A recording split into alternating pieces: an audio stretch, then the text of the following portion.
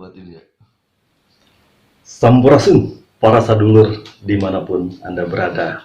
Ya, ketemu lagi dengan Mister Slebor yang paling selebor dan tentunya di channel kesayangan Anda. Bagi yang suka, yang nggak suka nyebelin, ya kan? Pertama kali Mister Slebor berharap para sadulur dalam keadaan yang sangat sehat, sangat prima dan tentunya diliputi oleh kebahagiaan hidup para sadulur. Hari ini Mister Slebor lagi berkunjung di rumah salah seorang kesepuhan Bogor, ya, namanya Bapak Happy yang selalu happy, ya kan. Mister Slebor banyak diajarkan tentang banyak kepahaman di sini, ya kan. Kenapa Mister Slebor belajar ya? Karena Mister Slebor masih merasa bodoh. Ngomong begini pun karena ada input dari senior-senior yang pemahamannya jauh di atas Mister Slebor. Iya, kayak gitu para sedul. Nah, Mister Slebor juga mau ucapin selamat Hari Raya Lebaran bagi yang merayakannya. Semoga Lebaran ini membawa hikmah, berkah, dan manfaat buat kita semua, baik yang merayakan ataupun yang tidak merayakannya. Nah, begitu para sadulur, ya kan. Hari ini ada input dari saudara-saudara sadulur Mister Slebor, ya kan, untuk membahas tentang kebangkitan spiritual, ya kan. Apakah itu kebangkitan spiritual? Nah, ini yang harus kita kaji bareng-bareng. Dan obrolan ini akan sangat menarik kalau para sadulur adalah seorang perjalanan, ya kan, atau orang perjalanan yang mencari sebuah kepahaman. Ayo mari kita berbagi, ya kan. Yang harus kita pecahkan dulu apa itu yang disebut spiritual, gitu. Spirit artinya motivasi atau penyemangat, sementara spiritual, tual dari kata aktual, artinya motivasi yang aktual, ya kan. Apa ya yang disebut motivasi yang aktual? Iya, ibaratnya kepahaman yang sesuai dengan zamannya, gitu. Baru spiritual. Karena hari ini banyaknya spiritualnya adalah klinik-klinik, ya kan. Ya boleh aja yang klinik, tapi dengan catatan mengerti, ya kan. Mengerti untuk kepahaman spiritual itu sendiri. Nah, hari ini bangsa kita, ya kan, bangsa kita ini sedang ramai dengan memperbincangkan Indonesia menjadi mercusuar dunia. Di sana sini menggaung, sana sini menggaung, ya kan. Bagaimana memahami Indonesia mercusuar dunia, ya kan. Tentunya bagi yang belum paham tidak akan mengerti. Ya jelas, bagi yang belum paham tidak mengerti. Nah, bagaimana bisa mengerti? Ya, caranya adalah dengan membangkitkan cara berpikir yang aktual itu tadi. Ya kan? Cara berpikir yang aktual itu tadi harus berdasarkan sebuah kepahaman atau sebuah ilmu-ilmu. Nah, hari ini kita rentan sekali, ya kan? Rentannya kenapa? Karena banyak perbedaan, ya, perbedaan di bangsa kita, baik itu agamanya, kepercayaannya, budayanya itu berbeda. Dan ini sangat-sangat rentan karena perpecahan bisa dipicu dari sana, ya kan? Bagaimana cara perpecahan ini tidak bisa dipicu oleh orang-orang yang berkepentingan untuk memecah belah bangsa kita? Maka pentingnya kebangkitan spiritual, ya kan? Apa itu kebangkitan spiritual, ya kan? Jadi begini, yang disebut kebangkitan spiritual Anda mungkin bisa rasakan. Satu, ciri kebangkitan spiritual adalah orang yang selalu berpikir, ya kan, tentang siapa penciptanya, gitu. Siapa pencipta diri dia? Maka dia akan berpikir, ya kan, ada 3 pertanyaan dalam hidup. Satu, dari mana asal kita, ya kan. Yang kedua, untuk apa kita diciptakan. Yang ketiga, setelah hidup ini mau kemana. Maka ketika orang berpikir sampai sana, dia akan mengalami pencarian-pencarian. Nah, itulah disebut kebangkitan spiritual. Mau menggali apa yang terjadi pada era sekarang, ya kan. Itu yang disebut kebangkitan spiritual. Ya kan? Kalau mereka tidak pernah mau mencari siapa sang penciptanya, itu tidak mengalami kebangkitan spiritual. Nah, jadi bagi para sadul di sana yang mempunyai tiba-tiba punya keinginan mencari siapa sang penciptanya, bagaimana Anda diciptakan, dan setelah ini mau kemana, pasti Anda lah orang yang punya kebangkitan, ciri kebangkitan spiritual itu tadi. Ya kan? Yang rentan adalah banyak orang yang merasa dirinya merasakan kebangkitan spiritual, tapi sayangnya dia malah memecah belah. Ini masalahnya. Yang merasa kebangkitan spiritual, oh, akhirnya dia tahu siapa diri dia yang lalu, siapa dia, kehebatan dia yang lalu, akhirnya dia bertengger di sana. Sementara yang sebenarnya harus dia pikirkan saat dia hidup sekarang, ke depan mau seperti apa. Ketika dia tidak punya pola dari sini ke depan mau apa, maka dia tidak mengalami kebangkitan spiritual. Yang ada adalah kemunduran spiritual itu tadi.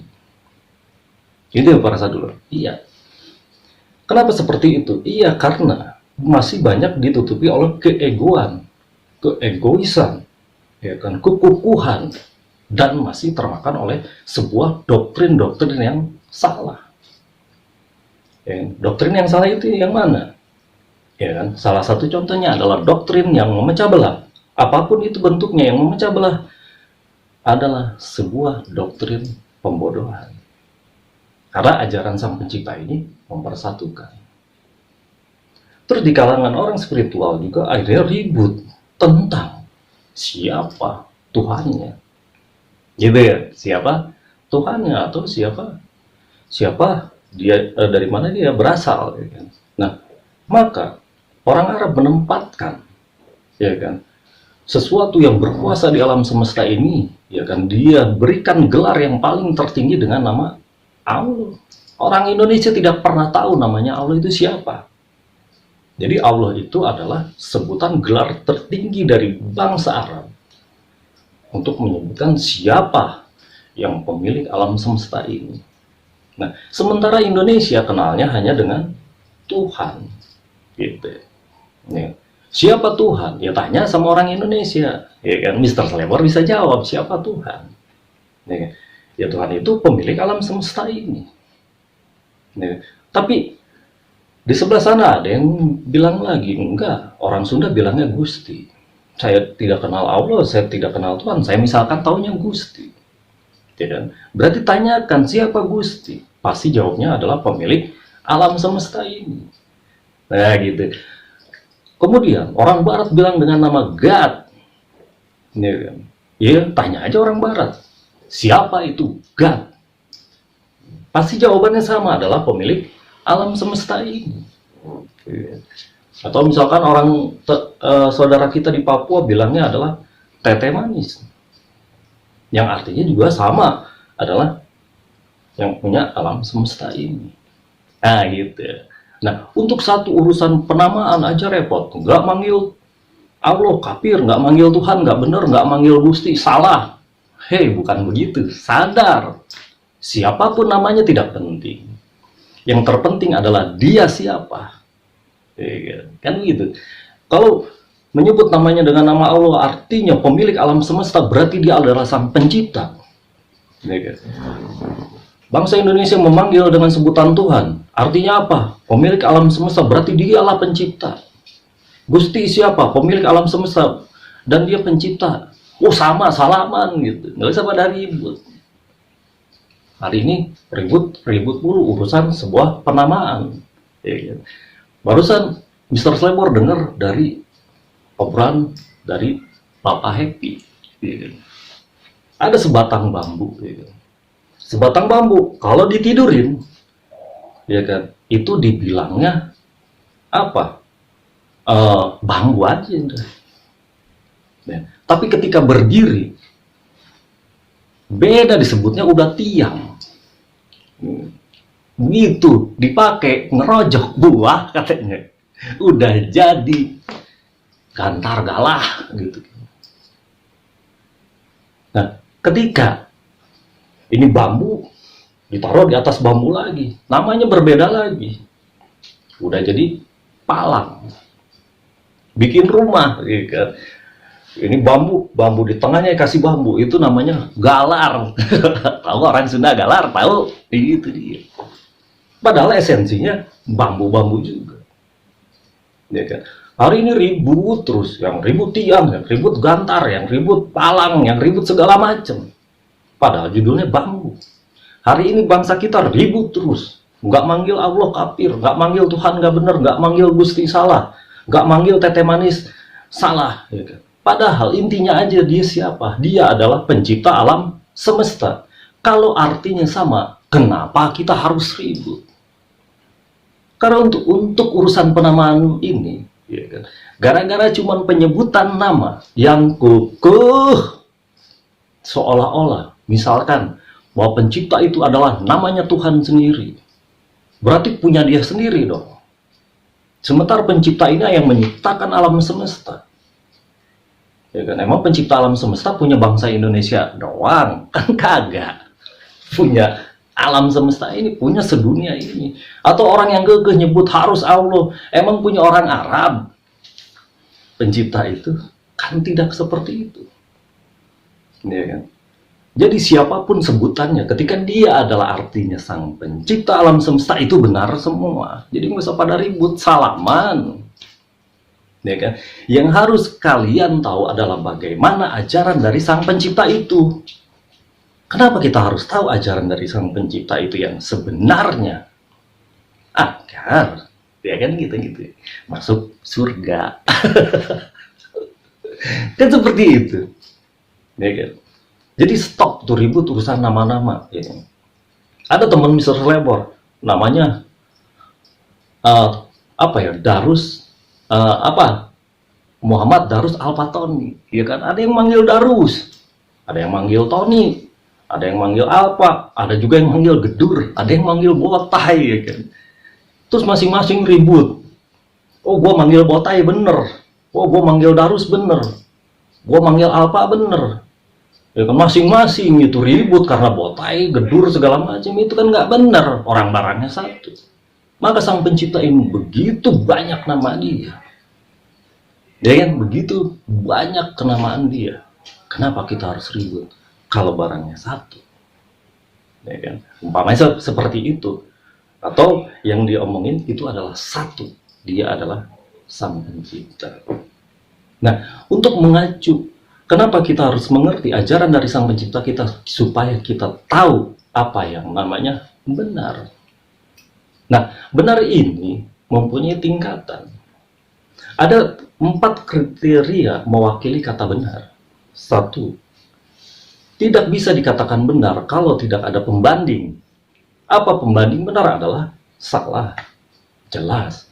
Maka hari ini ketika kita hidup kita tahu yang benar, maka jujur sama diri Anda bahwa hidup Anda dulunya salah-salah. Gitu gak? Iya, begitu. Nah, yang kedua, benar itu harus lewat uji, gitu kan. Misalkan Mr. Slebor bilang para sadulur, wah yang kemarin tenar sampai sekarang di COVID, para sadulur kena COVID, sadulur bilang tidak kena COVID. Mr. Slebor tetap sadulur kena COVID, sadulur jawab tidak kena COVID. Terus caranya bagaimana solusinya? Ya lab dong, diuji. Baru hasil lab itu menunjukkan para sadulur kena atau tidak. Kalau tidak ada pembuktian itu, tidak lewat uji itu, maka benarnya tidak akan dapat. Nah, yang ketiga, benar itu tidak bisa terbantah. Kok tidak bisa terbantah? Jelas. Satu contoh. Mr. Slebor merasa diri Mr. Slebor adalah laki-laki. Mr. Slebor tanyain A, B, C, D, tetangga, keluarga, Mr. Slebor ini laki-laki apa perempuan? Semua jawabannya laki-laki. Dan mau ditanyakan ke dunia manapun, pasti jawabannya laki-laki. Terserah bahasanya, mau men, mau boy, mau pamaget, mau pria, segala macam silakan. Judulnya laki-laki. Kan begitu. Maka tidak terbantah. Jadi ketika kebenaran itu masih bisa dibantah, dia tidak mewakili dari kebenaran itu sendiri. Nah, yang keempat, benar itu bersifat universal. Bersifat menipunya. Maka tidak ada, ya kan, kebenaran itu banyak, kebenaran itu satu. Nah, tetapi untuk memahami benar ini, ya kan, kita jangan pernah menyalah-nyalahkan orang lain. Karena sebenarnya tidak ada yang salah, semua benar. Ketika hari ini kita, ya kan, misalkan orang kuliahan kepahamannya beda dengan anak SD. Yang hari ini anak SD bilang itu benar, orang kuliah bilang itu salah. Tetapi buat anak SD itu udah benar. Ya kan? Karena cara berpikirnya masih di sana. Nah, ketika anak mahasiswa itu menyalah-nyalahkan anak SD, hei, ingat Anda yang salah. Dia belum sampai. Ya kan? Jadi, ya udah benar dia. Menurut apa yang dia pahami. Nah, tugasnya yang anak-anak di kuliahan, misalkan, adalah menggiring anak SD itu bagaimana sedikit-sedikit dia naik ke universitas. Ya kan? Dengan pakai bahasanya bahasa SD dulu. Dibawa langsung bahasa universitas ya, ngaco, bingung, pala dia pusing, apalagi belum apa-apa disalah-salahin, nangis dia. Nangis bilang sama bapaknya bawa bolok, ente disamperin nanti. Kan kayak gitu. Jadi ternyata semua ini benar. Nih, benar sesuai tingkatan. Terus ada yang salah? Jelas pasti ada yang salah. Ya kan? Kalau semuanya, oh tadi kan bilangnya semuanya benar, iya semuanya benar. Ya kan? Ketika dia belum memahami ke level tingkatan cara berpikir yang lebih benar lagi. Jadi benar ini ada tingkatan sesuai kapasitas dia berpikirnya. Gitu. Terus yang salah yang mana? Yang salah adalah ketika orang itu sudah tahu salah, dia lakukan. Itu yang salah. Gitu kan? Tapi ketika si anak SD ini dia tidak tahu itu salah, dia lakukan, dia nggak salah, orang nggak tahu, kan begitu. Terus kita yang merasa pemahaman tinggi melihat anak SD itu langsung disalah-salahin. Woi, ajaran Sang Pencipta kita tidak menyalah-nyalahkan, tapi menyadarkan. Makanya stop, yang masih menyalah-nyalahkan, stop sampai di sini. Ya, kan? Karena ketika Anda lebih paham, mari kita sama-sama saling menyadarkan, tanpa harus menyalah-nyalahkan. Kadang kita suka lepas kontrol. Ketika kita misalkan memberikan nasihat, kita memberikan petunjuk, kita memberikan wejangan, yang ada kita salah cara. Kok kenapa salah cara? Iya, kebanyakan cara bicara kita adalah menghakimi diri dia. Ya kan? Menghakimi diri dia dan seolah-olah dia tertuduhnya. Padahal misalkan orang lagi curhat, masalahnya begini, kita nasehatin. Terus kita ngasih tahu seolah-olah kita udah hakim aja. Ya kan? Ayolah berpikir. Ya kan? Kasihan. Berikan nasihat dengan cara pandangan yang halus atau latif, kata orang Arab, latif, halus. Tanpa harus menyinggung perasaan dia. Tanpa dia harus merasa diri dia bodoh. Karena hari ini yang terjadi, yang memberikan nasihat adalah kebanyakan menghakimi orang yang tidak mengerti itu. Sehingga orang yang tidak mengerti itu marah. Dan ketika marah, ada terjadi keributan. Ketika terjadi keributan, berarti ada perpecahan. Ketika ada perpecahan, Andalah yang salah, bukan anak SD itu. Gitu nggak merasa dulu? Iya begitu. Jadi buat teman-teman di perjalanan, ya udah nggak usah saling salah-salahin lagi, karena semuanya benar menurut versi dia, menurut kepahaman dia. Kepahamannya di SD, jangan dipaksakan naik langsung universitas. Karena nanti bakal kolab otaknya, ya kan? Tapi ajakin dulu dari SD naik ke SMP, dari SMP ke SMA, baru nanti kuliah. Ya kan? Karena hari ini kita paling ribet menyalah-nyalahkan terus. Ini salah, itu salah, ini salah. Seolah-olah kita udah paling bener aja hidup, padahal pantat masih hitam. Kan gitu. Padahal kalau misalkan di ajaran-ajaran dari ketuhanan adalah ajaran dia mempersatukan. Kenapa kita nggak bersatu walaupun dia nggak paham? Bersatu, jaga persatuan, itu yang paling penting. Jaga persatuan dan saling menyadarkan atau saling merahmati. Dan ketika nggak mau disadarkan, biarkan berarti. Karena urusan hidup mereka, urusan mereka sendiri, bukan urusan Anda. Ya kan? Kenapa Anda jadi pusing? Kan begitu. Karena ada ayat yang mengatakan, aku bukanlah pemelihara bagi kalian. Kita ngerasa so benar, kita ngerasa so ngasih tahu. Oh ini sebenarnya begini. Kalau dia nggak bisa terima, terjadi perpecahan. Nah, Anda salah. Jadi ingat ya, benar ada tingkatan sesuai dari kepahaman orang itu sendiri. Ya. Maka Mr. Slebor membahas dulu tuh, ada konten Mr. Slebor yang membahas antara siapa kasepuhan atau yang kena sipuh. Gitu. Nanti para sadulur boleh lihat tuh tayangan siapa kasepuhan atau siapa yang kena sipuh, itu seperti apa. Karena kebanyakan hari ini orang-orang yang memberikan nasihat dengan menghakimi, dengan menyalahkan, berarti dia hanya kena sipuh, bukan sebuah kesepuhan. Yang dibilang kesepuhan ini Mr. Slebor ulas lagi, yang dibilang kesepuhan adalah orang yang dituakan, bukan karena umurnya tua. Jadi urusan kesepuhan tidak ngaruh dengan umur tua atau muda. Yang disebut kesepuhan adalah manusia yang dituakan. Dituakan secara apa? Secara ilmu. Pengertinya ketika dia umurnya mau berapa ratus ke mau berapa abad ke mau 1000 tahun ke, ketika cara berpikirnya masih anak-anak, maka dia bukan kesepuhan, gitu, hanya kesipuhan, ya. Maka di dunia perjalanan ini, ya kan, pasti para sadulur udah tahu dan semoga bisa membedakan yang kesepuhan atau yang kena sipuh, ya. Jadi ayo balik lagi, ternyata tidak ada yang salah, semuanya benar sesuai kapasitas masing-masing dari cara berpikir orang itu sendiri, ya kan. Yang salah tapi tetap ada. Yang salah yang mana? Balik lagi, ketika Anda sudah tahu itu salah, Anda lakukan, itulah kesalahan. Ketika mereka tidak tahu dia melakukan itu, ya mereka tidak salah, nggak tahu, sepele itu. Nah, ayo semua bersatu. Bersatu ayo kita saling melengkapi. Bagaimana kita tahu kepahaman kita tinggi? Karena kita ada yang tidak paham. Begitu kita paham, kita sebenarnya belajar dari yang tidak paham itu. Dan ketika kita paham, ayo kita menyadarkan saudara-saudara kita yang belum paham. Bukan diinjak ya kan, bukan direndos sih, tahu direndos.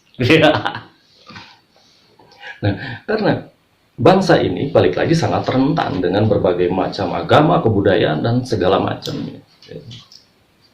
Kayak yang urusan bambu tadi. Ya kan tidur, dibilangnya cuman bambu, berdiri, diam. Kan? Kayak ngerajak buah, jadi galah. Kan cuman segitu. Nah, apalagi itu bambu belum diolah apa-apa tuh. Gimana kalau udah dibelah ya kan bambunya? Dibelah, diambil hinisnya aja. Iya. Terus dianyam jadi kipas. Orang Sunda taunya hihit, tahu hihit. Iya. Jadi bomoko tahu, itu bambu semua.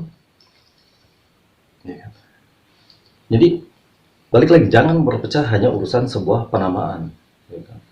Mau nama sang pencipta apa? Silakan saja, yang penting artinya pencipta alam semesta, ya kan. Yang harus kita pelajari adalah bagaimana ajaran sang pencipta kita yang benar itu seperti apa, ya kan. Intinya jangan pernah berpecah belah, ya kan? Ketika Anda selalu membuat semuanya menjadi sebuah kesatuan, berarti Anda paham ajaran sang pencipta Anda.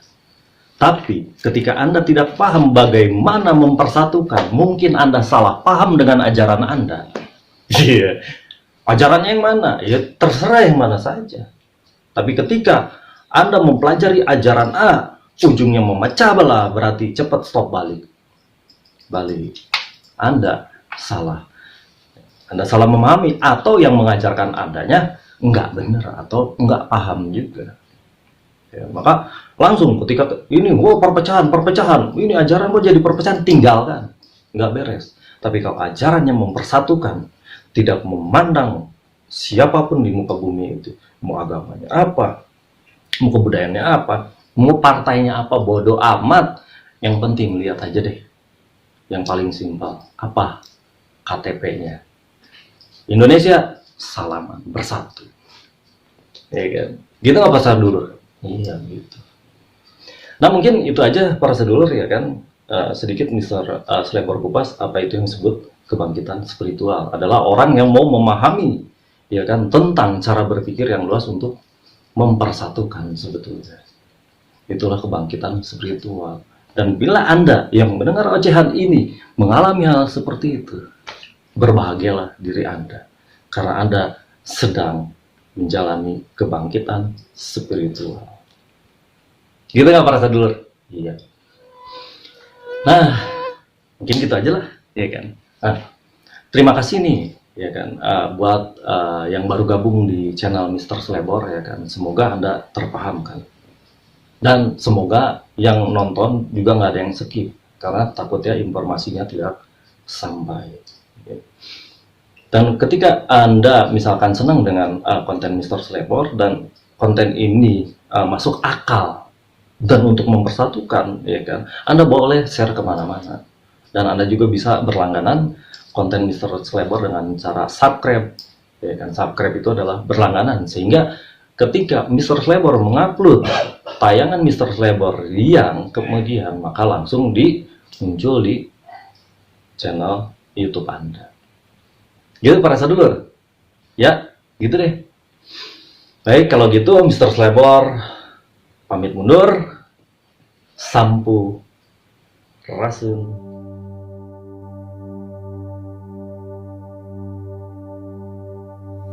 Tanah air ku tidak ku